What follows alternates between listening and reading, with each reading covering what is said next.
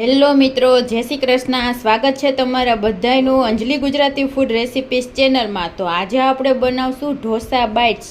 તો એના માટે આપણે આ ઢોસાનું બેટર લીધું છે, જે આપણે આગળ રેસીપી મૂકેલી છે આપણી ચેનલમાં. ઢોસા બેટર પરફેક્ટ કેવી રીતે બનાવવું એની રેસીપી આપેલી છે. ને આપણે આ 4 થી 5 નંગ આપણે બટેટા બાફી લીધા છે. એક આપણે મોટું ટમેટું કાપીને લીધું છે. 4 થી 5 આપણે ડુંગળી કાપી લીધી છે. અને આદુ લસણ મરચાંની આપણે પેસ્ટ કરી લીધી છે. લીલા ધાણા છે. અને 8 થી 10 આપણે આ મીઠા લીમડાના પાનને સુધારી લીધા છે.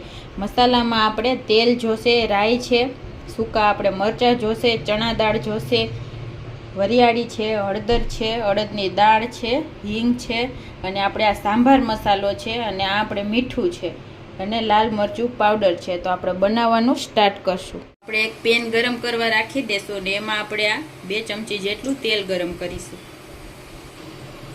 તો આપણે તેલ એકદમ સરસ ગરમ થઈ જાય એટલે આપણે એમાં 1 મોટી ચમચી ચણા દાળ એડ કરી દેશું.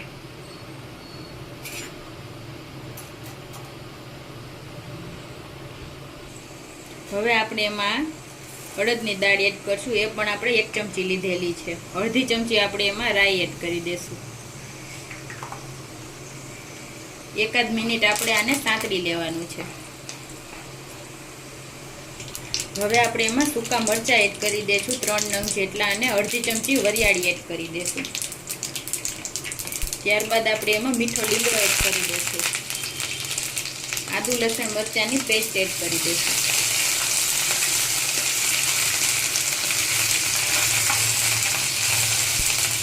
હવે આપણે એમાં ડુંગળી એડ કરી દઈશું.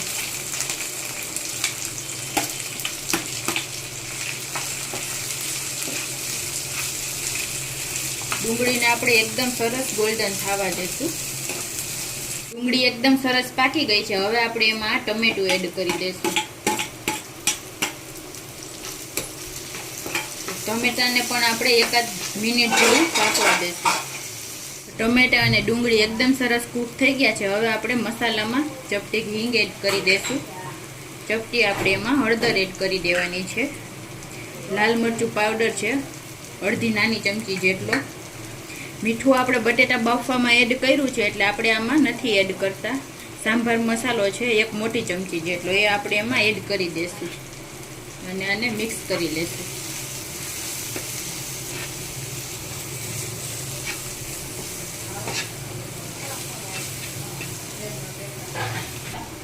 એક જ ચમચી જેટલું આપણે એમાં પાણી એડ કરશું. મસાલા આપણા બળે નહીં એટલા માટે.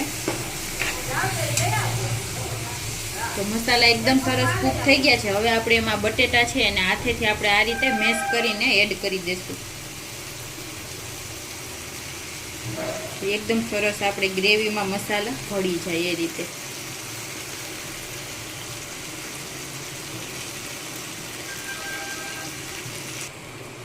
હવે આપણે એમાં લીલા ધાણા પણ એડ કરી દઈશું અને આને એકદમ સરસ મિક્સ કરી લઈશું મસાલાને.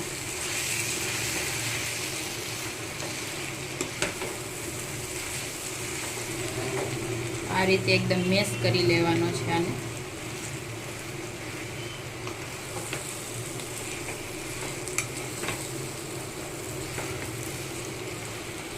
તો એકદમ સરસ આપણો મસાલો થઈ ગયો છે તૈયાર. તો હવે આપણે ગેસને બંધ કરી દેશું અને એકદમ આને થોડોક ઠંડો થવા દેશું. એકદમ ટેસ્ટી બન્યો છે જો આ રીતે બનાવશો. આપણો મસાલો થોડો ઠંડો થઈ ગયો છે. તો હવે આપણે એમાંથી બોલ્સ બનાવી લઈશું. તો આપણે આ રીતે નાના નાના બોલ્સ બનાવવાના છે. તો જો આપણે આવડા મીડિયમ સાઇઝના આપણે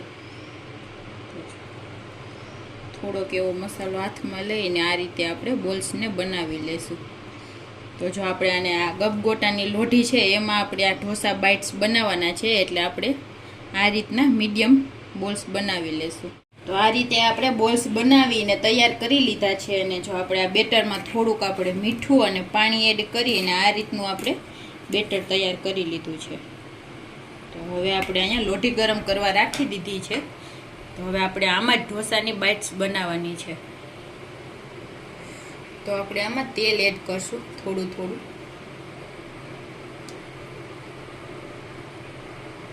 2-3 ટીપા જેટલું આપણે આમાં તેલ એડ કરી દઈશું.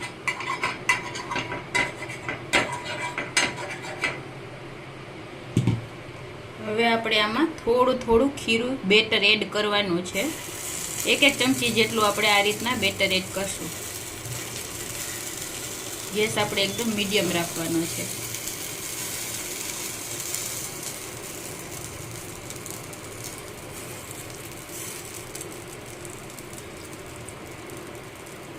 તો આપણે બધાયમાં 1 ચમચી જેટલું બેટર એડ કરી દઈશું.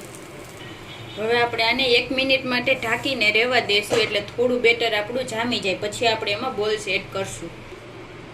તો 1 મિનિટ પછી જો આ રીતે એકદમ સરસ બેટર આપણું થઈ ગયું છે, તો હવે આપણે એમાં બોલ્સ એડ કરી દઈશું. તો સીધા આપણે બોલ્સ એડ કરી દઈશું ને તો આ એકદમ નીચે વયા જાય. બોલ્સ આપણી આમ પરફેક્ટ ન બને, એટલા માટે આપણે આ રીતે કરવાનું છે. તો બધા બોલ્સને આપણે આ રીતે મૂકી દઈશું.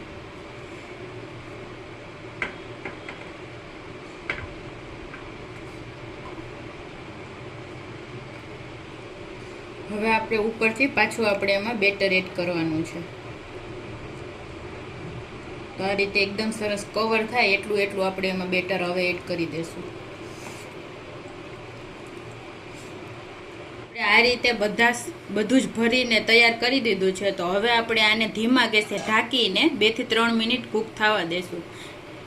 1 થી 2 મિનિટ થઈ ગઈ છે, અને ઉપર થોડું જો આ રીતે ડ્રાય થઈ જાય એટલે આપણે આમાં ફરીથી પાછું થોડું તેલ એડ કરશું.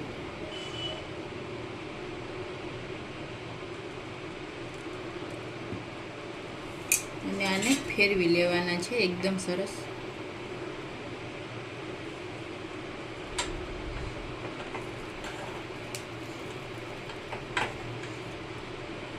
આપણે હળવા હાથે આ રીતે પલટાવી લેશું.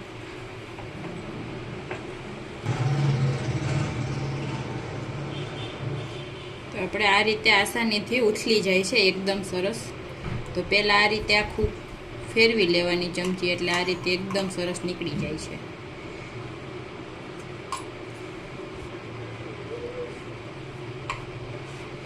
હળવા હાથે કરવાનું છે આપણે આ. તો જો આ રીતે આપણે બધાને ઉથલાવી લેવાના છે, અને આને પણ ઢાંકીને 2 થી 3 મિનિટ માટે કૂક કરવાના છે. તો આપણી ઢોસા બાઇટ્સ એકદમ સરસ બનીને તૈયાર થઈ ગઈ છે. તો આપણે આને નારિયેળની ચટણી અને ટમેટો ચટણી સાથે સર્વ કરી છે.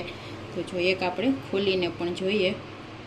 એકદમ સરસ જો બે બાજુથી સરસ કૂક થઈ ગઈ છે.